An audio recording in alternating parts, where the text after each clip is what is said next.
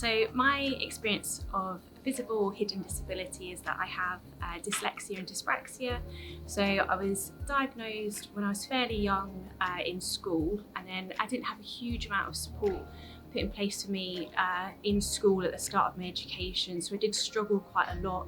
My disability is a bit of both, well mostly visible, because I feel like for myself, when I'm doing stuff, I do things differently compared to other people, so I feel like I'm kind of, how do I say it, alienated, if that's even a word, because with my disability, I kind of limp, so basically it affects my whole left side of my body. For me, I have ADHD and bipolar, and that can be seen as just a learning disabled person, but in fact it's hidden disability. You can't really see it. If I'm struggling in certain situations, I'm overwhelmed. Having bipolar, my mood can change, and I can have a good day or a bad day. And I think for me, people need to be educated on it as well. I feel like a lot of people are not educated on it. They may think it's fun or they may think it's me acting out, when in reality I struggle a lot in certain situations, and I feel like more people should be aware of these hidden disabilities.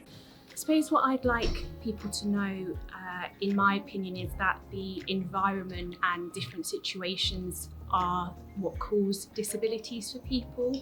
So the environment can be disabling for somebody. So if we have inclusive practice in place and we have an inclusive environment, that allows the person to achieve their full potential. Disabilities is what makes everything unique. I say this all the time. I look everywhere I go and I see people with different beliefs, cultures, so they're all unique. But I feel like with disability, you have kind of the edge on the uniqueness in yourself. You should give everyone the same treatment you would as a able person.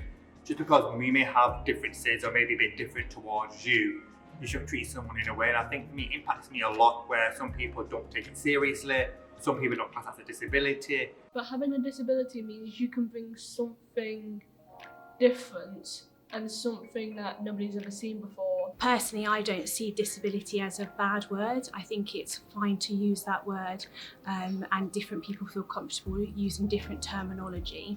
I think for me, I've achieved so much in life. I never thought I would finish uni. When I first came to UA92, I really struggled in my first couple of weeks. I didn't want to be in the classroom. I wanted to go home. I didn't want to be here. So I feel like finishing uni and finishing UA92 is a testimony to myself that I can do it, and achieving great things ever since, public speaking at different events.